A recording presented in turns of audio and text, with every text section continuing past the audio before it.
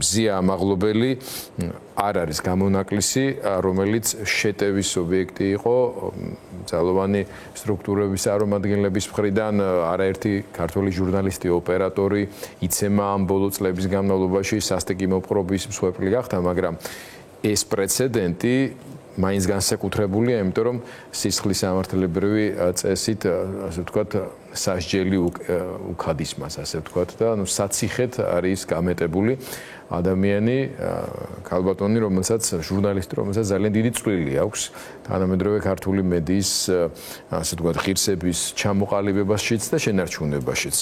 რა მოხდა, რაში მდგომარეობს განსხვავებულობა და მნიშვნელობა აი ამ მოვლენის უშუალოდ მზიასთან მიმართებაში? ხო, მოგესალმებით პირველ რიგში. დავაზუსტებდი, რომ არათუ გამეტებულია ციხისთვის ის უკვე ციხეშია. ერთია ის სასჯელი, რაც ამ მუხლით ელისმას და მეორეა ის, რომ წინასწარი აღკვეთის ღონისძიებაც კი პატიმრობა შეუფარდეს მას. რაც შეეხება სხვადასხვა ჟურნალისტის სხვადასხვა დროს განხორციელებულ ზეწოლას, თავდასხმას, ცემას და მზიას საქმეს შორის განსხვავება არის ის, რომ ხელისუფლება ბოლო დრომდე ჟურნალისტებზე ზეწოლას ცდილობდა, ასე ვთქვათ, სხვისი ხელით ნარისგლეჯას ცდილობდა ამ მომენტამდე და გულისხმობ იმას, რომ ნიღბიანი ტიტუშკები, თუნდაც პოლიციელებისა და სპეცრაზ მაგალითად ჩვენი ჟურნალისტი ალექსანდრე ქეშელაშვილი სპეცრაზბელებმა სცემეს, მაგრამ აქ პოზიცია აქვს, რომ იცით ეს საქმე გამოიკვლევა და გამოძიება იქნება, არ აღიარებენ ამას, სუსის აგენტურა მიშა შულდაძის შემთხვევაში რომლებიც გამოვიკვლიეთ, თქვენ კარგად გახსოვთ, გამოძიების შედეგად ჟურნალისტური დაავადება. ხო, ის ხომ ქართული ჟურნალისტებს არ უკვირთ ძალადობა, სიკვდილამდე მიყვანაც გვინახავს ჩვენ ამ ქვეყანაში ქართული ოცნების ხელისუფლების დროს ჟურნალისტის ოპერატორ ლაშქაროვას, ლექსორ ლაშქაროვას გულისხმობ მე, მაგრამ ამ შემთხვევაშიც ეს მოხდა რაღაც სხვა მოძალადე ჯგუფის ხელით, რომლის უკანაც ჩვენ ყველა მოვიცით, რომ ხელისუფლება დგას. მაგრამ რაღაცნაირად მაინც ნიღაბად იყენებდა ამ დრომდე სხვადასხვა, რა ვიცი, ჯგუფებს ხელისუფლება და ახლა ის საკუთარი ხელით, საკუთარი სახელით, საკუთარი სასამართლოთი, საკუთარი პროკურატორით, რომელიც ცალკე მსჯელობის საგანია, მე ვესწრებოდი ამ პროცესს, აღკვეთის ღონისძიების პროცესთან, იქ სასამართლოს გარდა ყველაფერი შეგვიძლია უწოდოთ ამ პროცესს. მაგრამ ხელისუფლებამ თავისი სახით, თავისი ხელით გაუშვა დამოუკიდებელი, კვალიფიციური, ეთიკურობით ცნობილი და სახელგანთქმული მე ვიტყოდი ჟურნალისტი ციხეში და ამით თქვა, რომ ამის შემდეგ მე აღარ გამოვიყენებ არანაირ ნიღაბს, მე ჩემი შიშველის სახით, შიშველი ხელით თქვენ გახართ ჩემი ბრუტალური ძალის წინაშე. აი ეს მესიჯი იყო, მას უნდა ამით ჩვენი ჟურნალისტების დაშინება, დასჯა, მათ გადაწყვეტეს, რომ მზია დასაჯონ და ამით შეაშინონ ყველაფერს. მეგონი კიდევ უფრო მეტად შეფერხება ჩვენი მუშაობის, იმიტომ რომ უშუალოდ თვითონ გამოდის მაგას მიხვდენ ნელ-ნელა, თუმცა როცა ქალს ჩაამწყდებს აპყრობილეში, რა თქმა უნდა, ეს დაშინების ესე ვთქვათ, ერთ-ერთი მნიშვნელოვანი პერკეტი არის. მე ჩვენი როცა ვლაპარაკობ და მედიაზე როცა ვლაპარაკობ, ეს მედია არ არის არც ერთსახოვანი, ბევრი თემის გაშვებასთან მიმართებაშიც კი განსხვავებული რაკურსი არაერთხელ ხელმქონია და ეს ქმნის კიდეც ეს პლურალიზმი მედიის საერთო სახეს, ამის გამოც გვინდა ჩვენ დემოკრატია, რადგან რაღაც იდეალური ობიექტურობის მიღწევის პრეტენზია ცალკე აღებულ არც ერთ მედიას არ შეიძლება გქონდეს, თუმცა აქეთკენ უნდა ისწრაფოდეს. მაგრამ ფაქტია, რომ როცა სოლიდარობა დაგვჭირდა აქტიური, კვლავ მედიის ძირითადმა ნაწილმა, ყოველ შემთხვევაში გუშინ თუნდაც ეს გამოვხატეთ არა მარტო ტელევიზიებმა, არამედ ონლაინ გამოცემებმა, რადიოებმა და ასე შემდეგ, მათ შორის იყო ასევე პალიტრა. რა ფაზაში გადავიდა არა მარტო მედიასთან დამოკიდებულება ქართული ოცნების და ბიძინა ივანიშვილის პერსონალურად, არამედ რეჟიმი რა ფაზაში შედის, რას უნდა ველოდეთ, რა გართულებებს კიდევ უფრო მეტად. კი ბატონო, ხომ ამ კითხვაზე კი პასუხებ, რა მედია ახსენე, გუშინ სპეციალურად უყურე იმედს. დიდი ხანი არ მიყურებია მათი საინფორმაციო გამოშვებისთვის, მაგრამ დამაინტერესა, იმიტომ რომ მაინც კოლეგაზე არის საუბარი, ხო? ეხლა დიდი ხანი ისინი ჩვენი კოლეგები აღარ არიან, ზოგიერთი იქ იმ დროსაც მუშაობდა, როცა ჩვენ მუშაობდით. და უბრალოდ დამაინტერესა ხა კოლეგას გასაგებია რომ პოლიტიკურ პარტიებზე როგორ აშუქებენ მესმის ხო ეს პროპაგანდა თავიდან ბოლომდე და მაგრამ ვიფიქრე იქნებ კოლეგასთან დაკავშირებით რაღაც სინდისმა გაუჭრა ცოტა უფრო ნეიტრალურები იყვნენ მეთქი მაგრამ არა ხო ჩვეულებრივი სტანდარტულ პროპაგანდისტული სიუჟეტი გააკეთეს კვლავ ამ თემაზე რომ როგორ არის მიაყენა შეურაცხყოფა და როგორ არის დასაჯდელი ჟურნალისტი და ასე შემდეგ ამიტომ ხო ეს არ ვიცი ხო საბოლოო ჯამში სადამდე მიდის მაგრამ ხელისუფლების საქციელი მესიჯი რაზეც შენ მეკითხები არის ერთადერთი აქ რომ მე ვარ ყველაფერზე წამსვლელი ჩვენ ხარ როდესაც საუბრობთ იმის შესახებ რომ აი 20 ჟურნალისტების დაშინება უნდა თუ რაღაცა თავარი მიზანი აქ ჩემი აზრით ის კი არ არის რომ ჟურნალისტების დაშინება უნდა თავარი მიზანი არის რომ აჩვენოს რომ მე არაფერზე უკან არ დავიხევ მე ბოლომდე დავიცავ ჩემს პოლიციელებს იმიტომ რომ პოლიციური სახელმწიფო ვარ და დგავარ ამაზე და შესაბამისად ერთი მესიჯი არის პოლიციელებისთვის გაგზავნილი რომ ჩვენ ბუნებრივია არავის არ მიბცემთ უფლებას რომ პოლიციელს რაღაც თუნდაც то ну однав რაღაც ალიყური გაარტყას თუ რაც იქნება მე მესმის რომ პოლიციელზე თქვა შეხება და ასე შემდეგ ფორმალურად არის დანაშაული ამაზე არავინ არ დაობს ამ შემთხვევაში მაგრამ ну თუმცა აქ გამოიყვნენ იურისტები რომელიც ამბობენ რომ იმისთვის ამუხლით აღზრა მაგრამ საუბარი აქ 4-დან 7 წლამდე ხო აი ეს არის თავარი მესიჯი ამ იმაზე კი არ არის საქმე რომ რაღაც იქ ძალადობა სანთა სხვა რამე უფრო მსუბუქი მუხით აღზრან არამედ საუბარია იმის შესახებ რომ აღზრან ყველაზე მაქსიმალური სასჯელი რომელ მუხლებს ითვალისწინებს რომ სამაგალითოდ დაისაჯოს ეს ადამიანი რომ ჩვენ არავის რაღაცას პოლიციასთან დაკავშირებით არაფერს არ ვაპატეთ პოლიციას გვერდით დაუდგებით ხელისუფლება მაგრამ ამ თემას რო თავი დავანებოთ ხელისუფლება ჩვენ რას გვეუბნება კარგი დაუშვათ რომ ფორმალურად დანაშაულია ჩადენილი მიგვაჩნია რომ დაუშვათ 4 და 7 წლამდე არ ითვალისწინებს შეიძლება იქ იყოს ადმინისტრაციული სასჯელზე საუბარი და ასე შემდეგ მაგრამ როდესაც ხელისუფლება გვეუბნება რომ პოლიციელი როდესაც ჯგუფურად ცემს ადამიანს 10 კაცი ერთს შედგება წიხლებით პოლიციელი როდესაც პირდაპირ ეთერში ფორმულა ჟურნალის თავს არტყევინებს ასფალტზე პოლიციელი რომელიც პირდაპირ ეთერში უბრალოდ ამ შემთხვევაში ტიტუშკები მათი დაქირავებული პირდაპირ ეთერში ტელეკომპანია პირველი ჟურნალის ამის კისერს მოტეხენ ოპერატორს 10 კაცი შედგება წიხლებით და ამათ არცეც არ დავსჯი მithumetes აი ამ ტიტუშკების სახელი და გვარები გაარკვია მედიამ და ცნობილია კიდეც დაკითხული წავს მაგრამ არაფერი არ გაჩერდნენ არც წინასწარი პატიმრობა არაფერი შესაბამისად ეს მესიჯი რასაც ხელისუფლება გვიგზავნის არის ამ შემთხვევაში შენ რაღაც ოდნავი გადაცდომას თუ გექნება მე ჩემიანს ბოლომდე დავიცავ და მაქსიმალურად გაგამწარებ წინასწარ პატიმრობას მოგიჟი მიუხედავად იმისა რომ რეციდივისტი არ ახარ შენ მაშინ რა ქვია მე მოსამართლე გამოვიდა ეს ვიზეთ საუბრობდა რომ კვალიფიკაცია არ აქვს მე აქამდე მეგონა რომ საქართველოში სასამართლოს პრობლემა იყო სინდისის არ ქონა და ეხლა აღმოჩნდა რომ კვალიფიკაციის არ ქონდაც ყოფილა მათი პრობლემა აი მოსამართლე გამოვიდა და ამბობდა რომ მე ის თავარი მიზეზი რის დაასახელა წინასწარი პატიმრობის არის ის რომ განმეორებით ჯანაშაულის განმეორებითი ჩადენის საფრთხეა ამას პირდაპირ ამბობ თქვა ეს ქალმა განმეორდა ანუ ქალი გვეუბნება რომ ზიამაღლობელი რომ გაუშვა შეიძლება კიდევ მივიდეს და ეს პოლიციელი ცემოს არ ვიცი ახლა ტერმინატორი გონია ზიამაღლობელი თუ ვინ გონია ამ ადამიანს მაგრამ აი ასეთი აბსურდული მიზეზი როცა წინასწარ პატიმრობას უსჯი შეიძლება გულისხმობს იმას რომ დაუსრულებლად შეიძლება შეურაცხყოფა აყენონ მათ შორის ჟურნალის ქალს და ასე შემდეგ და მათ ეს ყველაფერი ინტერვექცია არ უნდა კონდეთ ანუ კონტექსტიდან სრულიად ამოვარდნილი მოცემულობა არის მას შემთხვევაში იმ კონკრეტულ შემთხვევაშიც თუმცა მე მინდა რომ დანაშაულის შინაარზე საუბარი თემა რაზე არის რომ მათთვის სამართალი მიდის სამხრივად ანუ შენ მაგალითად დაგჯი უმკაცრესად იმაზე მეც მოგიჯი რაც გეკუთვნის და საერთოდ თუ არ გეკუთვნის მაინც მოგიჯი წინასწარ პატიმრობას და ასე შემდეგ ციხეს გახიხილებ და ჩემიანს პოლიციელს რომელიც მართლა წამების კვალიფიკაცია მისცა სახალხო დამცველმაც კი რომელიც არ გამოირჩევა მათ მიმართ კრიტიკულობით ხო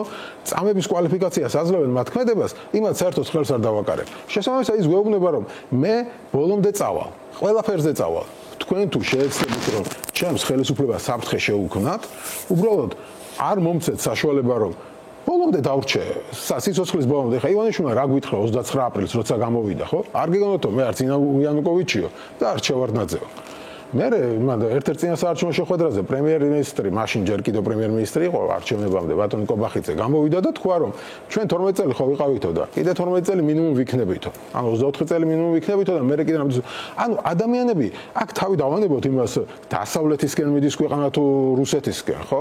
შევეშვათ ისინი ამბობენ რომ ჩვენ მაინც დასავლეთისკენ მივდივართ, კაცო თქვენ გეჩვენებათ რომ რუსეთისკენ მივდივართ. ამას შევეშვათ, რა ქვეყანას ვაშენებთ, რამეშიც გვეუბნებია. ჩვენ ვაშენებთ ქვეყანას, სადაც ერთი კაცი, მას მოუნდა რომ თითქმის სამუდამოდ იყოს ხელისუფლებაში და იმის გამო რომ ეს ერთი კაცი სამუდამოდ იყოს ხელისუფლებაში, 24 მინიმუმ და კიდე არ ვიცი ალბათ რამდენი ცოცხალი იქნება, მანამდე იყოს ხელისუფლებაში, ამის გამო ჩვენ მზად ვართ ყველანი წელში გადაგამტრიოთ. დაგლეწოთ და თუ თქვენ მოგინდობებთ ჩვენი ხელისუფლების შეცვლას, ჩვენ არჩევნებით ამ საშუალებას არ მოგცემთ და არჩევნების იქეთ თუ მოინდობთ, ერთ-ერთმა კომენტარში დამიწერა Facebook-ზე, ისე რომ აბა რა გონია თუ ეხლა თქვენო რევოლუცია და ხელისუფლების დამხობა გინდათო და ხوار მოგეფერებიანო.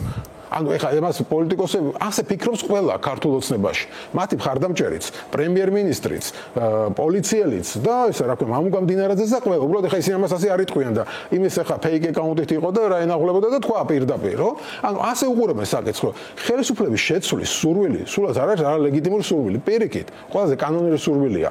ძალადობით ხელისუფლების შეცვლას არავინ არ აპირებს. საუბარია მშვიდობიან აქციებზე. მაგრამ ესენი ამბობენ, რომ თქვენ რამე საფრთხე შეგვიქმნით, ჩვენს ხელისუფლებას, ჩვენს სკამს, იმანიშვილი გვეუბნება.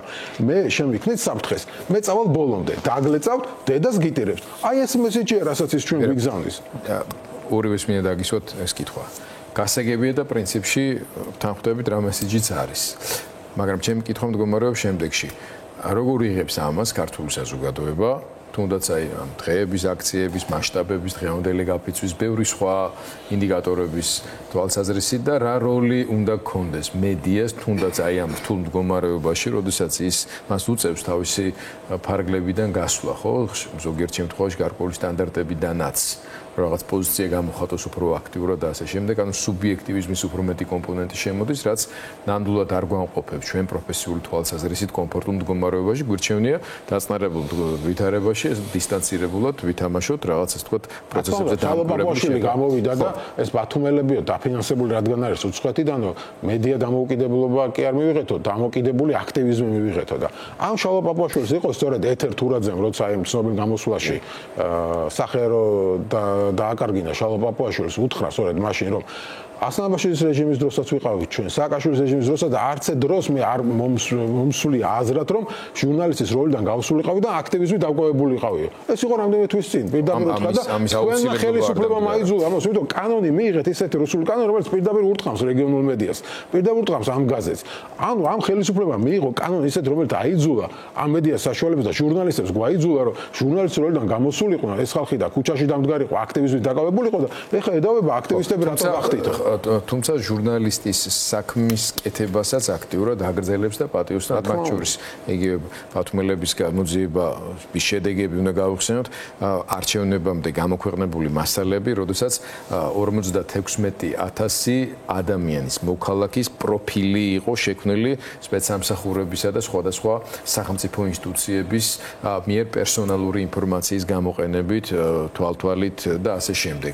და ეს უნდა გამختارიყო ჩემი აზრით იმ მომენტში დიდი განგაში საფუძველი. ეხლა რო ვიძახით რომ როგორ გამოგვეპარა ეს ყველაფერი და ასე შემდეგ, მაშინ კი ვილაპარაკეთ ამაზე და არ იყო რთული წარმოდგენა მარტო ხელვაჩაურის მუნიციპალიტეტზე იყო საუბარი, თუ არ ვსწრები და წარმოიდგინეთ საქართველოს მასშტაბით რა მასშტაბის პერსონალური ინფორმაცია დამუშავდა და შემდეგ ამაზე იმუშავეს თვეებისა და წლის განმავლობაში.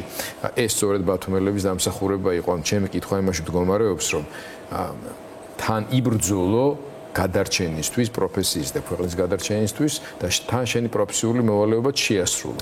აი ეს ამოცანა რამდენად რთულად შესასრულებელი არის აქვე დასაწყისში გადაცემის ვისაუბრე, მაგრამ ზვიათა მიმართებაშიც მინდა რომ კიდევ ერთხელ ჩემი სოლიდარობა გამოვხატო ამაზე უფრო ასე ვთქვათ მშვიდი გარკვეული გაგებით უწყინარი და არაკომპლექტური ადამიანი რთულად წარმოსადგენია საერთოდ ბუნებაში რომ მას რო ასე მოეპყრობიან, ესეც მეტყველებს იმაზე ზოგადად როგორი დაუნდობლად აგრესიული, პროვოკაციული ბუნების არის ის რეჟიმი, რომელთანაც ახლა ჩვენ საქმე გვაქვს და რამხელა საფრთხის მატარებელი არის. მოდი ამ კითხვაზე პასუხი და ზვიადი რახან ახსენეთ, მე ზვიადთან ერთად ვიყავი ბათუმში ერთად ვიყავით სასამართლო პროცესზეც, მე ერთად ვიყავით საპროტესტო აქციაზეც მზიას მხარდასაჭერად და მე ერთად ვიყავით საზოგადოებრივ მაუწყებელთან, აჭარის საზოგადოებრივ მაუწყებელთან ეთერის მოთხოვნით და შემდეგ ზვიადს, კარგად ვიცით, რაც დაემართა, მას მოუწყეს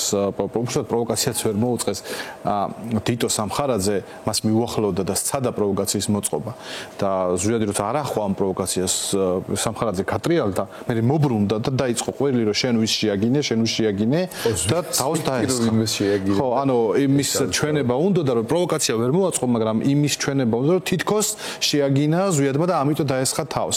ანუ ეს ამბავი მზიას შემთხვევაც ხომ ეს არის ჩვენ ახლა ტყუილად შევალთ ამ საქმის მზიას საქმის სამართლებრივ ასპექტებში განხილვაში, იმიტომ რომ ამ საქმის სამართალთან და მართლმსაჯულებასთან არავით არის კავშირი არ აქვს, ეს იყო ჩვეულებრივი აგენტ პროვოკატორის მოწყობილი პროვოკაცია, ეს აგენტი პროვოკატორი მეგონი რუსების მოგონილია და მე ეგენი იყენებენ ძირითადად საკუთავის საქმიანობაში მოყოლებული თუ სწორად მახსოვს მეფის რუსეთიდან და ამ შემთხვევაში უბრალოდ სამწუხაროდ ამ აგენტ პროვოკატორების როლში გვევლინებიან უკვე მაღალჩინოსნებიც, როდესაც ჯერ ჟურნალისტი დააკავეს იმის გამო რომ სტიკერი გააკრა, იმის გამო ის ეწერა სტიკერზე, რაც დღეს მოხდა მთელი საქართველოს მასშტაბით. ანუ იფიცება საქართველოს გამო დააკავეს ჟურნალისტი, გამოიყვანეს, შეურაცხყვეს, აგინეს, პროვოკაცია მოუწყვეს და საფასუხოდ მიღებული დამსახურებული ალიყურის გამო ჟურნალისტს ქალს უშვებენ 7 წლით ციხეში, აფურთხებენ, აგინებენ და თან მე ვიდეოს ხომ გავვრცელდა ეს დგებუაძეს, ირაკლი დგებუაძე როგორ ყვირის დაკავების პროცესში სისხლით დაგიჭერ, ანუ მას ჰქონდა დაგეგმილი პროვოკაცია, ეს პროვოკაცია შეასრულა, შემდეგ იცოდა რა რისთვის უნდა ეს, ანუ ვინ ეკითხება პოლიციელს, პროკურატურა სისხლით წაიყვანს რა კვალიფიკაციას მისცემს და რა მუხლს გამოიყენებს და მის მოლებას ესე იგი დაცვა და თუ რაღაცა მართლსაწინააღმდეგო დაინახა, იმ წესრიგის აღკვეთა, ხო, მაგრამ არა, მას შურის ძიების მოტივი ამოძრავებდა, იძია შური და ახლა დაკავებულ ქალზეც ძალადობს, აი ასეთი ღირსეული წარმომადგენელია ჩვენი პოლიციის. რაც შეეხება მედიის როლს, ბათუმელები და ნეტგაზეთი და კიდევ რამდენიმე მედია და ბევრი მედია კიდევ და განსაკუთრებით თვითონ მზია არის და მთელი მაგალითი იმისა, როგორ შეიძლება აი ამ პირობებშიც კი რა პირობებშიც ჩვენ ვიმყოფებით, იყო გამოხატავდე პროტესტს, იყო აქტიური იმ მოვლენების წინააღმდეგ, რასაც ახლა საქართველოში ვხედავთ და თანამედროვულად დარჩე ეთიკურ, კვალიფიციურ სტანდარტების მიმდევარ ჟურნალისტად და მთავარი გამაღიზიანებელი ხელისუფლებისთვის არის სწორედ ეს. თავარი არც პაპუაშვილს, არც კობახიძეს, არც დანარჩენებს არ აღიზიანებთ რაღაც არაკვალიფიციური ან რაღაცა სტანდარტების მიღმა გასული ჟურნალისტიკა. მათ აი სახე წაერთვა პაპუაშვილს მაშინ, როდესაც ეთერთურაძემ ძალიან მშვიდად, ძალიან წყნარად, არგუმენტირებულად რამდენიმე წუთში ჩამოუყალიბა მთელი მისი ხელისუფლების არსი. და მას შემდეგ არიან გამწარებულები, მას შემდეგ არიან გაცოფებულები, ეძებენ საბაბს, ცდილობენ პროვოკაციის მოწყობას და აგერ ეს განახორციელეს კიდეც. აი მე რა ზურას აზრი გავაგზავნოთ, გამწარებულები არიან და ამიტომ გადავიდეთ ასეთ ნაბიჯებზე? ანუ თავს მყარად ვერ გრძნობენ და ეს პირიქით სისუსის ნიშანია თუ ზედმეტად მე ის დავიწყე საუბარი, რომ ეს არის მესიჯი, რომ ეს არის პოლიციური სახელმწიფო, ანუ ერთი მხრივ შენ პოლიციას უცა ყველაფერს პატიობ. ამაზეა საუბარი და არა იმაზე, რომ ეხა აქეთ ხარ ეს რა ხდება. მაგრამ თუნდაც იმაზე რომ ვისაუბროთ დღეს მაგალითად სადღაც შემხდა ინფორმაცია, რომ ეგრეთ წოდებულმა პრეზიდენტმა ყაველაშვილმა გომელაურს გენერალ-პოლკოვნიკის წოდება მიანიჭა. ანუ გომელაურს აყრიანებს ჯერ ღირსების ორდენი, ეხა წოდება და ასე შემდეგ და ანუ აი ესე, ანუ კაცრად ეს სიმკაცრის გამოჩენა, ოცნების ლოგიკა რა არის, რომ შენ ეხა მე ერთი სილის გამო მოგიში 7 წელს, მაგრამ აქედან როცა ჩაგწიხმავენ და გცემენ, იმათ არაფერი და ანუ მოდი და მომერიე რა, იმიტომ რომ მე ვდგავარ პოლიციაზე. მე ვდგავარ ძალადობაზე, მე ვდგავარ დაუსჯელობაზე და ეს სამართალი მიდის სამხრივად. თორე ერთი პოლიციელი მაინც გვაჩვენონ, როდესაც ეხა კამერების წინ ამდენი ადამიანი ყავთ ნაცემი. კამერების წინ ერთი პოლიციელი საყდური რომ გამოუცხადეს და მე შეიძლება ხმა არ ამოვიღოთ ზიასთან დაკავშირებით. მაგრამ არა, ამას ვერ გააკეთებენ, იმიტომ რომ ამ პოლიციაზე დგანან ისინი. ამ პოლიციურ რეჟიმზე დგანან ისინი საბოლოო ჯამში და ივანიშვილი მეუბნება რომ ჩემი ერთ-ერთი დასაყრდენი დღეს არის ეს.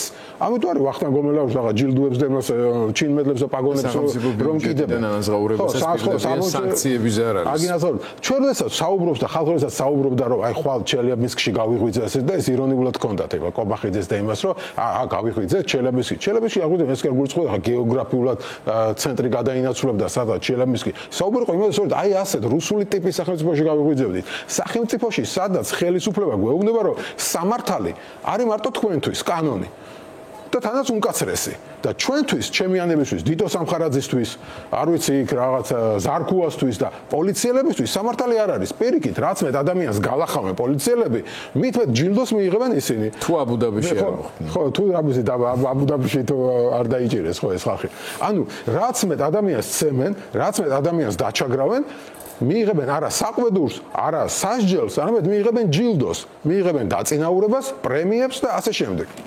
შესაბამისად, სწორედ ეს არის რუსეთი, როცა სამართალი სამხრივად მოძრაობს, ეს სამხრივი გზა რუსეთში, მიდის ბელორუსიაში. და არა იმას კი არნიშნავს, რომ ჩვენ დღეს და ხვალ ახლა გუბერნია გავხდებოდით რუსეთის და პირდაპირ რუსეთს შეუერთებოდით. ხო, ამაზე არავინ არ საუბრობდა. ამაზე საუბრობთ ამის შესახებ. როდესაც 30 წელია ეს ქვეყანა იბრძვის ერთი რამის გამო რომ როგორმე რუსეთის და თავი დააღწიოს. ჩვენ 91-ში რომ გამოვაცხადეთ დამოუკიდებლობა, მაშინ ეს დამოუკიდებლობა ბუნებრივია, მოვიპოვეთ, მაგრამ ის დამოუკიდებლობისთვის ბრძოლა მთელი 30 წელი გრძელდება. იმიტომ რომ 30 წლის განმავლობაში რუსეთი ცდილობს უკან შეგვიტრიოს, ჩვენ ვცდილობთ რომ ამას თავი დავაღწიოს და ივანიშვილმა დღეს რა გითხრა, რომ აი განსაკუთრებით რუსული კანონის მიღების შემდეგ. გითხრა რომ თქვენი ორი თავარი ოცნება, რაც გქონდათ, რომ რუსეთის გავლენისთვის თავი დაგეღწიათ და ამის ერთ-ერთი საშუალება არის რომ დასავლურ სამყაროს ნაწილი გახდე და მეორე რომ აგეშენებინა დემოკრატიული სამართლებრივი სახელმწიფო ამ ორივე ოცნებას მე წერტილს დაუსვამ. ავერც იქ გაწევრიანდებით ევროკავშირში და ვერც დასავლეთისკენ წახვალთ და ვერც დემოკრატიულ სახელმწიფოს ვერ აშენებთ, იმიტომ რომ მე ერთ ფაშას მინდა სიცოცხლის ბოლომდე აქ ყოფნა და მართლა მაინტერესებს აი 20-ების ხარდაჭერას მინდა ვკითხო, როგორ შეგიძლიათ ეს ყველაფერი აპრავოთ. დავანებოთ თავი, დავუშვათ არ გჯერათ რომ რუსეთისკენ მიყავს ქვეყანა. ამას ხო ხედავთ რომ ადამიანები გეუბნებათ რომ სამუდამოდ უნდა ვიყო ხელისუფლებაში და ამისთვის ყველაფერს ვიკადრებ. ყველას გცემთ, დედას გიტირებთ და ამდენი ადამიანი რო არის ნაცემი პირდაპირ ეთერში. ეხლა ეს ხალხი მიმტკიცებს რომ მიშას დროს თურმე ძალადობა არ მოწონდა. მიშას დროს ძალადობა რო არ მოგწონდა, მე აგერ მას რა ქვია ზურას და შენ და ასე შემდეგ, მაშინაც ვაპროტესტებით, დღესაც ვაპროტესტებთ ამ ძალადობას. ხო, ანუ ძალადობა არც მაშინ მოგწონდა, არც მოგწონდა.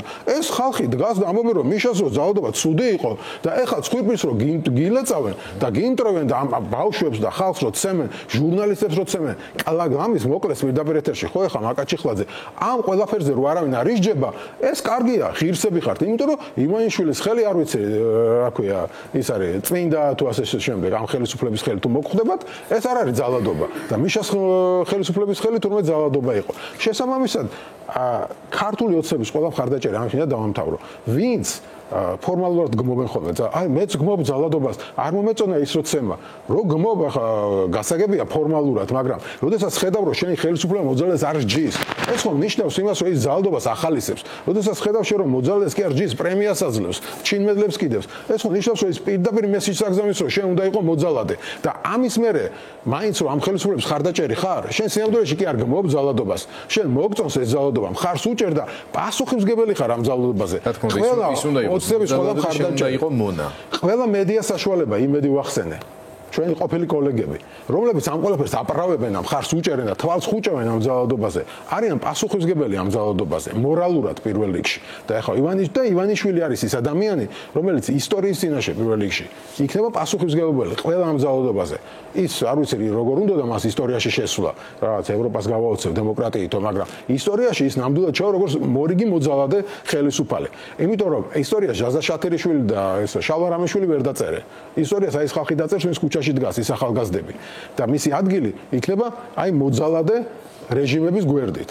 აი ეს ამას მიაღწევს ივანიშვილი ერთადერთი, რასაც მიაღწევს ამ ყველა. მადლობა მერაბ და ზურა, ორივეს ძალიან დიდი მადლობა თქვენს და ჩვენ საქმიანობაში გამძლეობას გისურვებთ და იმ დროს, როდესაც შესაძლებელი იქნება მართლაც მედიისთვის დემოკრატიულ საზოგადოებაში ჩვეულ მდგომარეობაში ჩაყენების კომფორტული ეს არასოდეს არ არის ხოლმე მათ შორის განვითარებულ დემოკრატიულ სახელმწიფოებში იქაც სავსეა რისკები ჩვენი პროფესია, მაგრამ ასე საერთოდ პროფესიის გადარჩენისა და ქვეყნის გადარჩენისთვის ბრძოლა ის მოცემულობა, რომელიც ცალკე თაობების ხვედრიც არის, პრივილეგიაც არის და ძალიან შეიძლება ერთი წამით მზიასთან დაკავშირებით დავამატოთ. კი ბატონო, და შემდეგს ნომერზე. კი, აქ უბრალოდ წინასწარი პატიმრობის შეფარდებაზე მინდა ორი სიტყვა ვთქვა, რომ საერთოდ არსებობს, აი, სულ რომ, რა ვიცი, კაცის მოკვლას გადავებოდნენ, მაგაზე კი არ მსჯელობს ხოლმე სასამართლო დანაშაულის სიმძიმეზე აღკვეთის დროს შეფარდების სახეს როცა განიხილავს, ანამედ იქ არსებობს სისხლის სამართალში რამდენიმე სტანდარტი, რასაც ითვალისწინებენ ხოლმე მოსამართლეები. მტკიცებულებები მაგალითად, ხო არ განადგურებს მტკიცებულებზე კი, და აი აქ შეხედეთ გამეორებით შეხედეთ მზია ამაღლობელი ამ წუთას ფორმალურად ანუ მოსამართლის განმარტებით რომელიც მან წაიკითხა რომ შემოტანილი ქონდა და წერილი ქონდა წინასწარ ანუ იქ იმ მზია ამაღლობას მან დააბრალა რომ იგი შესაძლოა თავს დაესხას პოლიციის უფროსს მან შესაძლოა ზეწოლა მოახდინოს მოწმეებზე ეს მოწმეების პოლიციელები და ბადრაგები არიან მან შეიძლება გაანადგუროს მტკიცებულება აქვს ერთადერთი აი ვიდეო რომელსაც შესაუბროთ ახსნაც კი აღარ ხო ანუ არანაირი აუცილებლობა წინასწარ პატრონის არ ყო სწორედ ეს არის მესიჯი რომ მე პოლიციას ბოლომდე დავიწოდო რომ ამ ხალხზე მაგალითი მოვიყვანოთ ამ აბსურდის რომ მზია ამაღლობელი სილის გაწვნისთვის წინასწარ პატიმრობაში ზის და ზურაბ ზვიადაური რომელსაც კაცის მოკლა ედება ბრალად ის გირავაკ შეფარდებული და გარეთ ბადის დღემდე